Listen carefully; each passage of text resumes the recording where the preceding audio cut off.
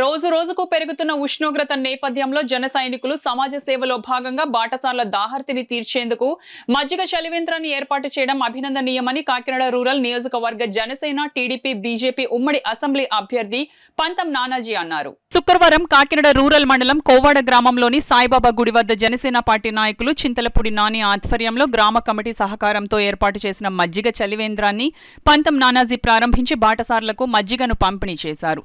అనంతరం చింతలపూడి నాని ఆధ్వర్యంలో పలువురు జనసేన పార్టీలోకి చేరేందుకు రాగా పంతం నానాజీ వారికి పార్టీ కండువాలను వేసి పార్టీలోకి ఆహ్వానించారు. ఈ సందర్భంగా నానాజీ మాట్లాడుతూ జనసేన పార్టీ నాయకులు సమాజ సేవలో ముందుంటారని అన్నారు. వేసవిలో బాటసార్లు దాహర్తిని తీర్చేందుకు చలివేంద్రం ఏర్పాటు చేసిన జన సైనికులను ఆయన ప్రత్యేకంగా అభినందించారు. ఈ కార్యక్రమంలో పార్టీ మండల ఉపాధ్యక్షులు రెడ్డిపల్లి కిషోర్, మండల కార్యదర్శి వసంత గోపాల్, నాయకులు సానా శ్రీను, ర్యాలీ సతీష్, రుద్ర శ్రీనివాస, పద్మావతి, కోటిపల్లి శ్రీను, సతీష్, ఏసుబాబు తదితరులు పాల్గొన్నారు.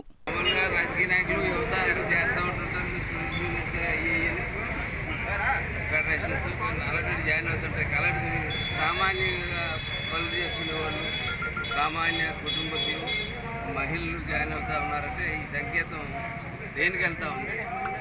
ప్రజలకి కనీసం మౌలిక సదుపాయాలు కూడా కల్పించలేని స్థితిలో చాలా ప్రభుత్వం ఉంది. ఎవడో ఏ కోరికలు కోరేట్లా.